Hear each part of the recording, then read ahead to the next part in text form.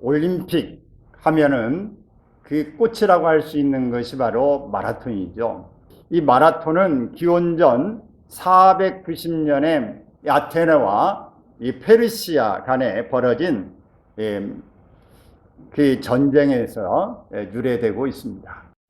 이 아테네는 북쪽으로 약 42km 떨어진 마라톤 벌판에 상륙한 페르시아군을 상대로 예상을 깨고 대승을 거둡니다. 이 대승의 이 그리스도군은 이 승전 소식을 전하기 위해서 사람을 보냈는데, 그가 이 기쁜 소식을 안고 42.195km가 되는 그 거리를 쉬지 않고 달립니다. 그리고 이 승전보를 드디어 알리고 그는 쓰러져서 죽습니다. 이 일을 기념해서 자신의 사명감에서 나온 그 투철한 이 전령의 모습을 기억하면서 마라톤이 유래가 되어졌습니다. 본문의 말씀은 아람 왕 베나닷이 당시 북왕국 이스라엘의 수도였던 사마리아 성을 포위하여 성을 완전히 봉쇄합니다. 외부로부터 식량 공급이 중단되자 성 안의 사람들은 먹을 양식이 없어서 굶주림의 고통을 당하게 됩니다. 나귀머리 하나가 은 80세겔이요 비둘기 배설물 4분의 1 값에 은 5세겔이나 되는 비싼 가격에 거래가 됩니다. 이 같은 현상은 하나님의 이 말씀대로 살지 않는 이스라엘 백성들의 경고하심 말씀이 응하게 되어진 것입니다.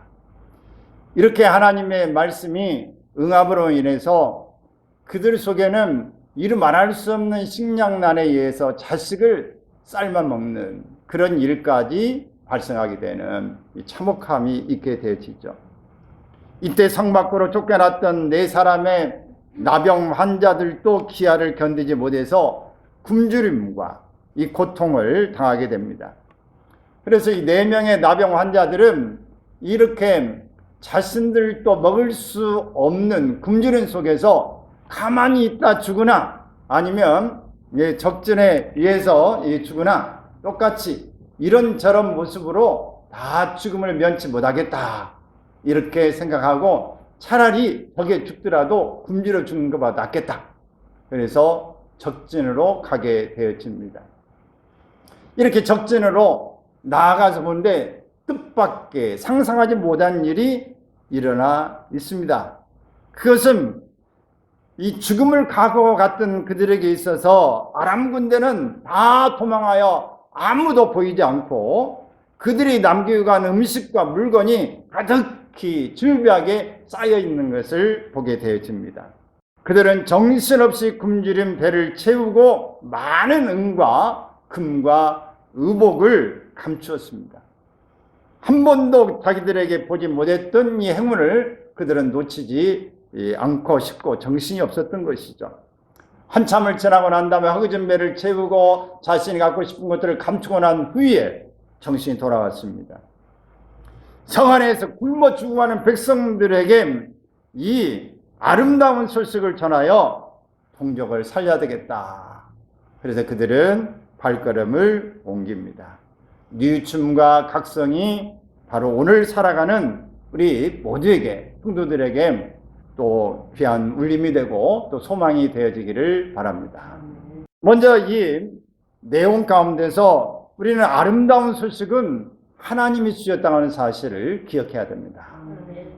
먹고 먹히는 이 활발한 세상, 기아가 절정에 도달한 극한 상황에서 하나님은 선지자 엘리야를 통해서 소망의 메시지를 전달합니다. 내일 아침에는 수많은 양식이 풍성하게 준비될 것이고 그 양식은 싼 가격으로 거래가 될 거다. 이렇게 이야기합니다. 굶주림과 절망에 빠진 사람들에게 들려진 이 말씀은 아름답고 희망적인 기쁨의 소식이었습니다. 죽어가는 사람들에게 생명의 소식이었습니다. 더 이상 굶주림이 없고 더 이상 죽어가는 사람이 없는 모든 게 풀려지는, 모든 게 회복되어지는 일을 듣기 때문에 그렇습니다. 본문 말씀의 6절 7절에 보면은 같이 읽습니다. 이는 주께서 아람 군대로 병거 소리와 말소리와 큰 군대 소리를 듣게 하셨으므로 아람 사람이 서로 말하기를 이스라엘 왕이 우리를 치려하여 햇사람의 왕들과 애국 왕들에게 값을 주고 그들을 우리에게 오게 하였다 하고 해질 무렵에 일어나서 도망하되 그 장막과 말과 나귀를 버리고 진영을 그대로 두고 목숨을 위하여 도망하였습니다. 이러한 역사는 전능하신 하나님이 하신 것입니다. 그리고 4명의 나병 환자들을 통해 성 안의 사람들에게 전해 주었습니다. 하나님은 이사야서 40장 9절에 보면 읽습니다. 아름다운 소식을 시온에 전하는 자여 너는 높은 산에 오르라. 아름다운 소식을 예루살렘에 전하는 자여 너는 힘써 소리를 높이라. 또 이사야 41장 27절에 시작. 내가 기쁜 소식을 전할 자를 예루살렘에 주리라고 약속하셨습니다. 아름답고 기쁜 소식을 이스라엘 백성들에게 주신 분은 하나님이셨습니다. 사마리아 성이 아람 군대에 의해서 포위되어 있었던 것 같이 우리는 죄의 사슬에 묶여 있습니다. 그런 우리에게 예수님이 오셔서 죄의 사슬을 끊고 구원해 주신 것입니다. 사망에서 어디로요? 생명으로, 지옥에서, 저주에서 희망의 소식을 말씀하신 거예요. 여러분, 이 하나님이 우리에게 주시는 이 놀라운 은혜는 우리가 어떤 걸 계획하고 대가를 치르는 일이 아닙니다. 하나님이 계획하실 때 하나님의 사랑으로 갚으시는 거예요. 예수 그리스도를 이 땅에 보내신 것처럼 오늘 우리에게 죄의 사슬에서 우리가 도무지 우리의 힘으로 능력으로 빠져나올 수 없는 것을 하나님이 건져주시는 것입니다. 다니엘을 사자굴 속에 집어넣어서 어떻게 헤어날 수 없는 상황 가운데 뼈까지 다 부서뜨릴 수 있는 그런 상황에서 하나님이 사자들의 입을 봉하셨다. 그리고 어쩌면 사자들이 그 추위 속에서 옆에 와가지고 따뜻한 솜이불처럼 되어주셨던 그 일. 사드락과 메사락과 아벳느고도 불 속에서 건져주셨던 분. 모든 위기와 환경 속에서 건져주셨던 분. 우리를 죄악과 사망에 건져주셨던 분이 바로 예수 그리스도를 통한 하나님의 사랑을 말씀하시는 건데 이것은 우리의 어떤 노력과 힘에 말미암은 것이 아닙니다. 전적인 하나님의 은혜였다 하는 것입니다. 헬라 사람들에게 이런 이야기가 전승되고 있습니다. 어떤 장님이 밤길을 걷게 되었습니다. 그는 밤인 것을 알기 때문에 길을 가다가 누구하고 부딪힐 것만 같아 걱정이 되었습니다.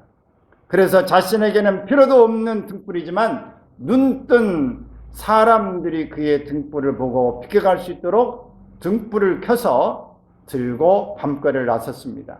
그런데 뜻밖에도 어떤 사람과 부딪히고 말았습니다. 그때 이 장님이 당신은 눈도 없어. 장님이 소리치자 상대방이 어리중절했습니다. 어두워서 보지를 못했어. 내 등불이 안 보인단 말이오.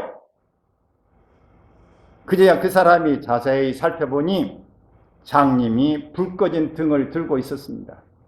당신은 지금 꺼진 등불을 들고 있지 않습니까? 어디 한번 직접 확인해 보시죠. 장님이 등을 만져보니 벌써 싸늘해져 있었습니다. 그러니까 바람에 불이 꺼진지도 모른 채 그대로 등불을 들고 밤거리를 돌아다닌 것입니다. 우리는 눈이 멀어서 사물을 제대로 보지 못합니다. 하늘도 땅도 눈앞에 있는 것조차도 제대로 볼 수 있는 사람이 아닙니다. 눈만 떴다고 우리가 귀만 열려졌다고 손만 있다고 모든 것들을 다 제대로 보는 게 아닙니다. 하늘에 하늘의 이치가 있고 땅에는 땅의 이치가 있고 모든 앞에 사물은 사물의 이치가 있고 사람도 각자에게 주어진 그 사람의 특징이 있는데 우리는 그걸 제대로 보는 눈이 없습니다. 깨닫는 것이 없습니다. 내가 나름대로 준비한 등불조차도 바람이 불면 다 꺼져버립니다. 우리의 노력도 우리의 힘도 모든 게 화사가 될 수 있는 일이 우리 인간의 모습인 것입니다. 언제나 햇빛과 바람과 풍부한 자연의 것들과 영적인 구원을 주시는 분은 바로 하나님이십니다. 우리가 갖췄다고 갖춰지는 게 아닌 것입니다. 전적인 하나님의 은혜다. 하나님이 이 놀라운 소식을 주신 것입니다. 아람 사람들이 도망간 것이 이스라엘 사람, 지금 북이스라엘에 이 사람들의 노력이 아무것도 없는 거예요. 하나님께서 소리를 듣게 하신 것입니다. 무슨 소리를? 병것 소리와 이 모든 이 소리를 듣게 하신 거예요.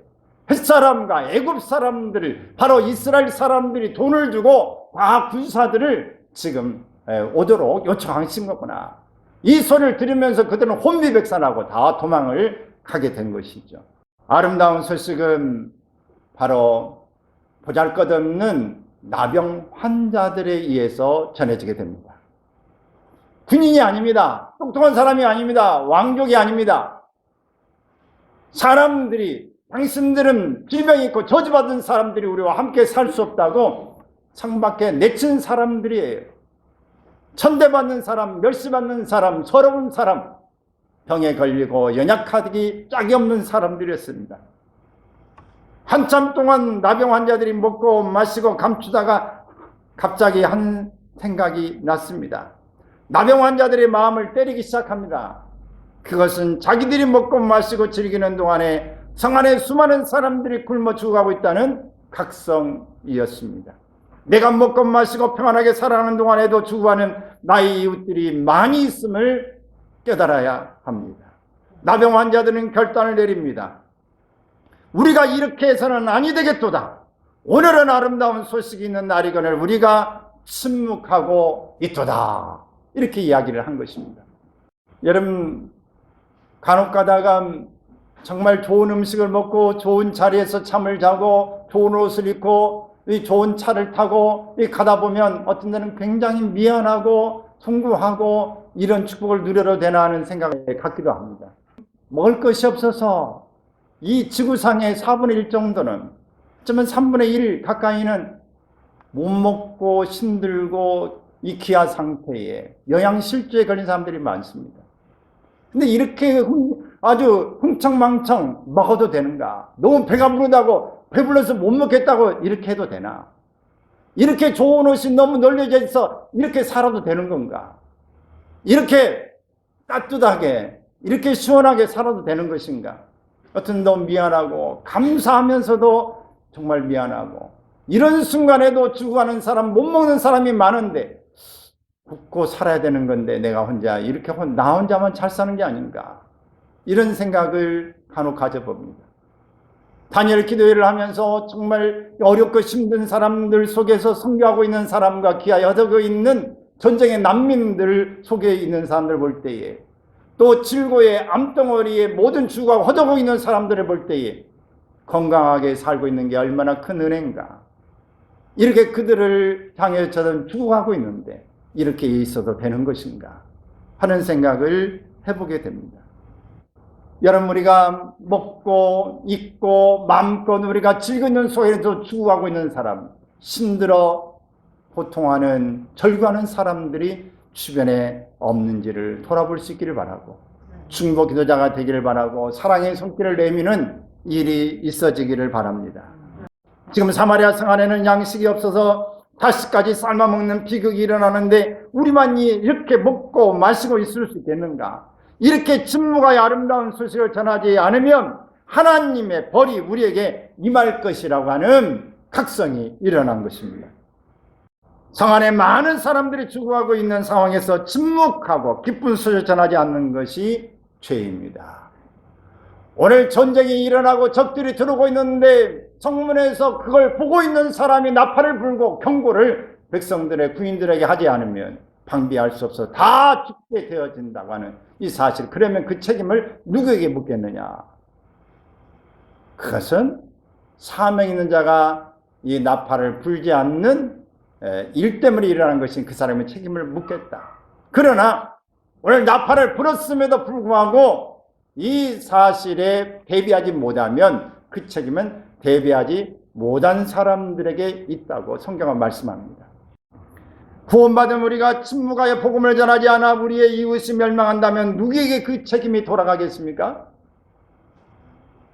바울은 로마서 10장 15절에 아름답도다 좋은 소식을 전하는 자들의 발이여 함과 같으니라. 기쁜 소식을 전하는 자들을 칭찬했습니다. 또한 복음을 전하지 않으면 자신에게 화가 있을 것이라고 말했습니다. 고린도전서 9장 16절 바울은 전적으로 하나님의 은혜 가운데 하나님의 만나 주심을 통해서 그가 죄인이었다가 오늘 소망을 품고 하늘나라의 놀라운 일들을 목격하고 그는 가는 데마다 복음을 전하는 자, 그는 놀라운 하나님의 사람으로 바뀝니다.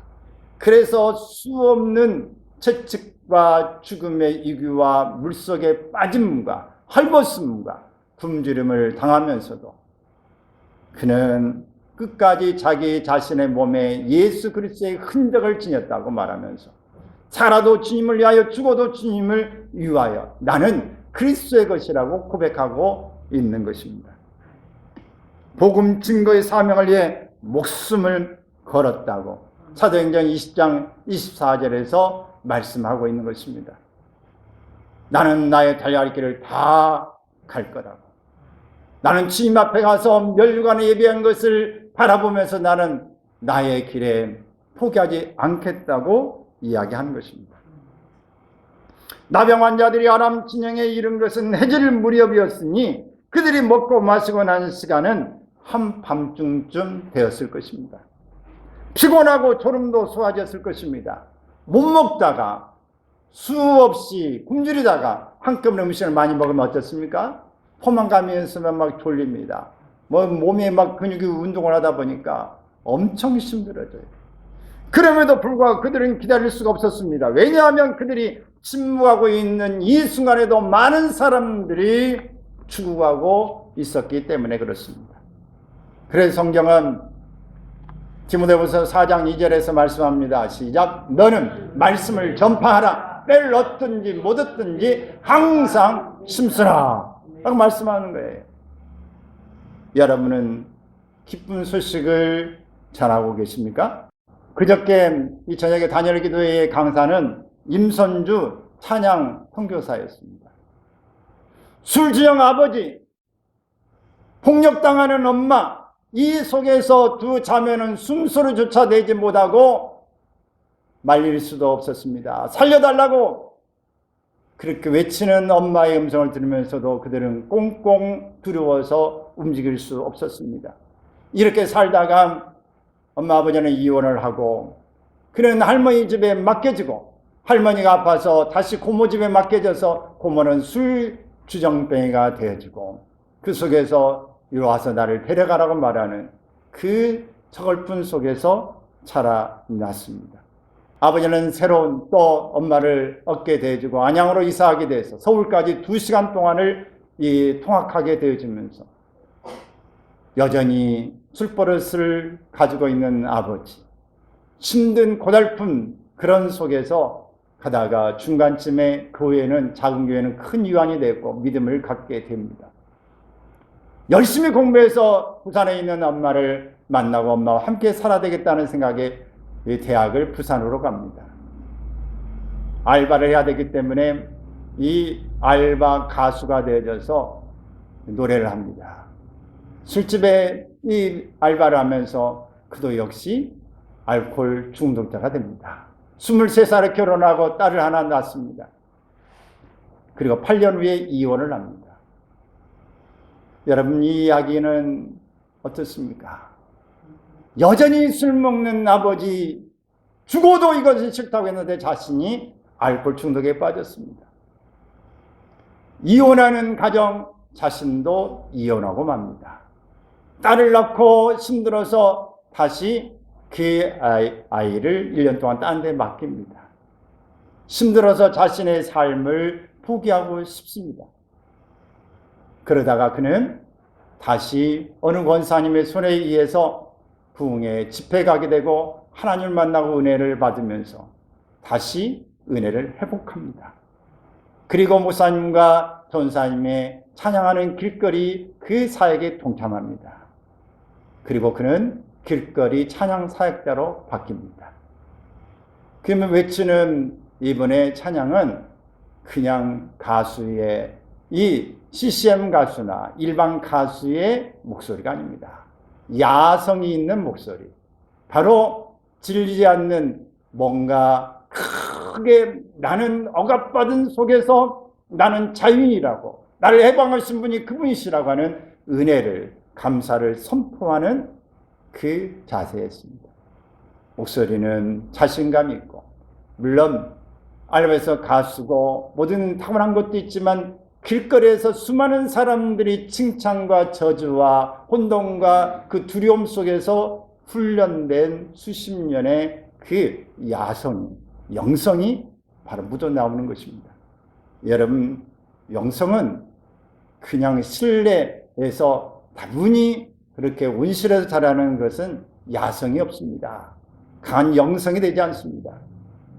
훈련과 오늘 매맞음과 혼돈과 무질서 속에서 갈등 속에 고민, 고통 속에서 그 속에서 만난 예수 그리스도, 그 속에 찾은 나의 길만이 정말 많은 사람들에게 힘있게 전파되고 많은 사람을 감동시킬 수 있게 되어집니다.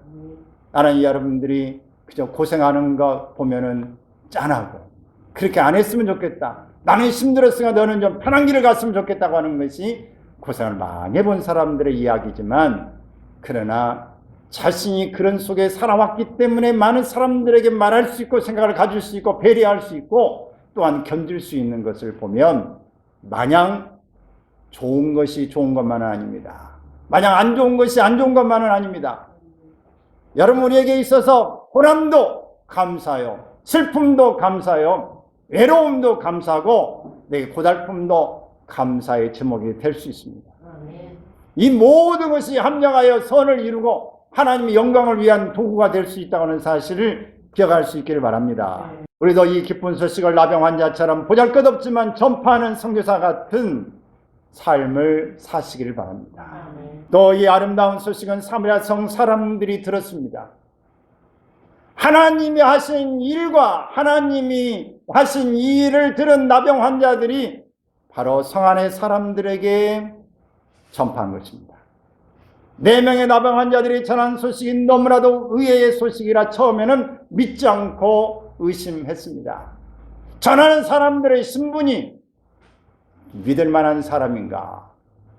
지금 이 상황에서 어떤 그런 기상천외한 어떤 일이 이렇게 일어날 수 있는가? 도저히 상식적으로 생각할 수 없는 일을 들었기 때문에 의심하는 건 당연한 것입니다. 그러나 나병 환자들의 그 주장은 강력했습니다. 확신이 있었습니다. 그들은 계속해서 이건 이렇다고 하는 말을 하게 되어집니다. 12절의 말씀을 봅니다. 그들이 우리가 줄인 것을 알고 있으므로 그 진영을 떠나서 들에 매복하고 스스로 이르기를 그들이 성읍에서 나오거든 우리가 사로잡고 성읍에 들어가겠다 한 것이니라고 의심을 합니다. 왕이 의심하고 있는 동안 성 안의 사람들은 누리고 있어야 될 축복을 누리지 못하고 있습니다. 오늘날도 복음을 전하지만 복음을 받아들이지 못하고 하나님의 사랑이 있음에도 하나님의 사랑을 사랑으로 받지 못하고 있을 때에 치료받을 수 있는 길이 있음에도 치료의 길을 선택하지 않는 사람, 자유를 누릴 수 있는 기회가 있어도 자유를 누리지 못하고 있는 사람, 여전히 신분 속에 있는 사람들은 그 누릴 수 있는 누림을 포기하고 있는 것입니다. 여전히 성 안의 사람들의 의심 때문에 죽어갑니다. 또한 왕의 신임받은 장관은 이 아름다운 소식을 믿지 않았습니다. 그래서 19절에 이렇게 이야기합니다. 시작. 여호와께서 하늘의 창을 내신들 어찌 이런 일이 있으랴. 어떻게 이런 일이 있을 수 있겠냐고 의심하는 말을 하게 됩니다. 장관은 자기의 명석한 이성과 계산으로 현실을 분석하여 그런 일이 있을 수 없다고 결론을 내린 것입니다. 이 장관의 불신앙의 결과는 하나님이 베푸신 기적 현장을 보기는 보았지만 음식을 먹지 못한 채 사람들의 발에 밟혀 죽고 말았습니다. 사람들의 발에 밟혀졌다 보니까 어떻게 그런 일이 일어날 수 있어? 안타깝지만 우리가 최근에 경험했던 이태원의 사고처럼 많은 사람들이 한꺼번에 밀려나가는 그런 일에 의해서 늘은 장관은 죽임을 당하고 말았습니다. 사랑하는 여러분, 우리가 이 귀한 소식을 전하는 사명이 있습니다. 또 우리가 귀한 소식을 들은 우리의 축복이 있습니다. 그런데 이 축복을 받았음에도 그것을 신앙으로 아멘으로 받지 못하면 우리는 어떤 결과가 일어나게 될까요? 우리는 교회에 있다가 다른 교회로 간 사람도 있습니다. 이사를 갈 수 있고 우리가 사정에 의해서 교회를 떠날 수 있습니다. 신앙의 노선이 다르거나 또 다른 계획이 있어서 그럴 수 있어요. 얼마든지 그럴 수 있다고 봅니다. 우리가 이사를 가는 것처럼 우리 교회도 옮길 수 있다고 생각해요. 그러나 그 목적과 그 생각이 하나님의 뜻과 전혀 관계없는 내 계획에 의해서 내가 움직인다고 하는 것은 하나님 어떤 데는 맞기도 합니다. 지금까지 갈 때 다 축복해서 보냈습니다. 어떤 사람도 그냥 저주를 퍼붓거나 가면 막 안 된다고 이렇게 안절한 그런 일은 없는데 기억 속에서 한 두 사람은 정말 안 가는 게 좋겠다라고 권면한 적이 있습니다. 왜? 가면 죽는다. 나가면 죽습니다. 그냥 하나님 앞에 기도해 보십시오. 그건 아닙니다라고 이야기한 적이 있어요. 그러나 간다고 생각한 사람 끝까지 나갑니다. 거의 포기하기가 어려워요. 네, 갔는데 그 사람이 진짜 사망의 소식이 온 게 아니고 이단으로 빠져서 집안이 다 이단에 얼마 안 돼 있어 다 가버리고 말았습니다. 바로 이 죽는다는 이야기는 바로 영적인 사망을 하나님 말씀하셨던 것입니다. 여러분, 우리가 들을 때에 잘 들어야 합니다. 듣고 이것을 믿음으로 받아들여야 합니다. 받아들일 때에 살아날 수 있습니다. 제가 일하고 있는 곳에, 근데 그분은 신앙생활을 안 해요. 가까다 부모님이 이 절에 다녔다고 그럽니다. 그래서 최근에 두 아들이 있는데 작은 아들이 이제 결혼 안 할 것 같고 아무도 사귄 것 같지 않았는데 여자를 하나 데려와서 이제 결혼을 할 거라고 내년 1월쯤에 결혼한다고 데려왔대요. 잘 됐네요. 잘 됐어요. 얼마나 잘 됐습니까? 나이가 벌써 이제 34살인데 잘 됐다. 네, 그래서 그 자부될 사람이 이름이 뭡니까? 누구라고 말해요. 그래요. 그러면서 제가 메모를 쭉 해가면서 하면서 그 모순이라고 내가 물어봐요. 그래서 하나님께 기도하고 있는 중이다. 그래서 이야기를 해줬어요. 이 자매가 이 딸은 괜찮겠네요. 아들과 더불어서 잘 성격적으로나 잘 맞을 것 같아요. 괜찮습니다. 이러저런 쭉 이야기를 해줬어요. 아주 좋아. 근데 그러다가 또 큰아들이 있는데 큰아들 이야기를 하는 거예요.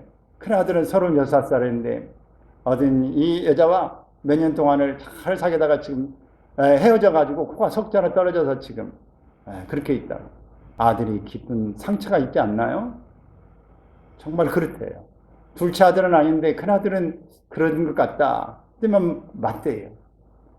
그래서 쭉 사를 이야기해주면서 무릎을 꿇을 수 있으면 꿇고 아니면 이게 술을 같이 드니까 술을 먹으면서라도 진솔하게 사과를 하십시오. 그리고 정말 풀어줘야 그 아들이 살아납니다. 정말 둘째 아들은 괜찮은데 큰 아들은 정말 마음 맺힌해서 그대로 제대로 못 삽니다. 그러니 풀어야 됩니다.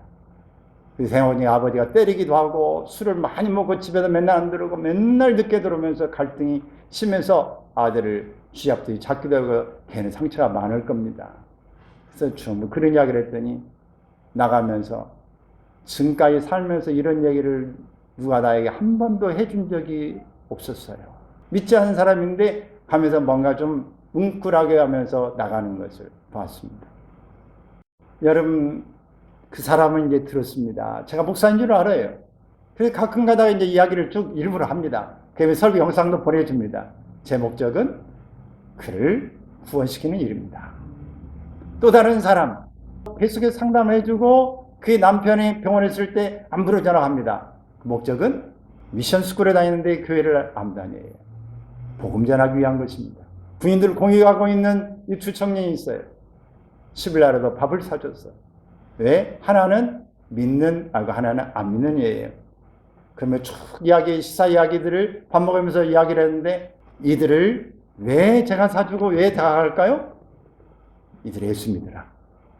그들의 전화번호를 따고 그들이 아프면은 왜 안 나오냐고 말합니다. 그들을 살리기 위함입니다. 사람들이 상담하고 옵니다. 힘들고 하면 잘 산 거예요. 대단한 것입니다. 잘 살고 있는 것입니다. 정말 잘 사셔서 격려해줍니다. 지금까지 못 들었는데 여기 오기를 잘했다고, 정말 뿌듯하고 오늘 너무 행복한 시간이었다고 갑니다. 여러분, 우리가 하고 있는 일터가 바로 선교지입니다. 우리가 만나는 사람들이 바로 선교의 대상자들입니다. 어떤 사람을 만나도 내가 누구인가를 알고 내가 가지고 있는 이 소식을 다른 사람에게 전파하는 것이 우리의 목적이 되어야 됩니다. 우리는 하나님 주시는 천직, 우리 하나님 주시는 일터가 바로 우리가 머물고 있는 가정일 수도 있고 우리의 주변에 모임일 수 있어요. 우리는 때를 얻든지 못 얻든지 항상 주의 말씀을 전파해야 되는 줄로 믿습니다. 할렐루야. 우리는 아버지 학교나 어머니 학교를 운영하는 데 여러분 가본 적이 있는지 모르겠습니다. 가정사역에 가보셨나요? 내면 치유를 경험해 보셨나요? 복음을 전파하는 일에, 집회에, 부흥에 참석해 보셨습니까? 하나님의 임재가 있는 성령의 임재 장소에 가보셨나요? 영적 상담을 받아보셨습니까? 예배를 깊이 드려보셨습니까? 기도를 통해서 체험을 받아보셨나요? 진리의 복음과 사랑을 깨달을 수 있어요. 그러나 그 깨달음을 내가 얼마나 믿고 삶에 실천하는 일이 있느냐에 따라서 오늘 우리의 삶의 변화는 일어나는 것입니다. 단순히 예배자가 아니라 하나님 앞에 온전히 드려지는 예배자로 거듭나야 할 것입니다. 여러분, 하나님의 기쁜 소식이 들려질 때 의심하거나 믿지 못한 적은 없으신지? 소돔성이 멸망할 때 하나님의 경고를 농담으로 받았던 노베의 사이들은 죽음을 당했습니다. 의심하던 노세 아내는 뒤를 돌아봄으로 소금기둥이 되어버렸습니다. 구원의 기쁜 소식을 받아들이는 자들에게는 아름다운 소식이 되는 것입니다. 이제 우리는 다니엘이 많은 사람을 옳은 대로 돌아오게 한 자는 별과 같이 영원토록 빛나리라. 영원토록 빛나리라. 여러분도 영원토록 별같이 빛나는 삶이 되기를 원하십니까? 하나님은 아름다운 소식을 장관이나 왕을 통해 전하지 않고 보잘것없는 나병 환자를 통해서 전하셨습니다. 보잘것없는 우리를 사용하셔서 이 귀한 복음의 기쁜 소식을 전하라고 말씀하신 것입니다. 아름다운 소식을 전하여서 이 땅에 그리스도의 계절이 임하도록 오늘가 우리가 있는 모든 현장에서 여러분들 기회를 잡기를 바랍니다. 시작. 아름다운 소식을 하나님이 주셨습니다. 이 소식은 나병 환자들이 전했습니다. 이 소식은 사마리아 성 사람들이 들었습니다. 보잘것없는 나병 환자를 통해서 전하셨습니다. 이제 우리는 어떻게 해야 될까요? 복음의 전달자가 되게 하소서. 기도하시고 실행자가 되시기를 주의 이름으로 축원합니다. 기도하겠습니다.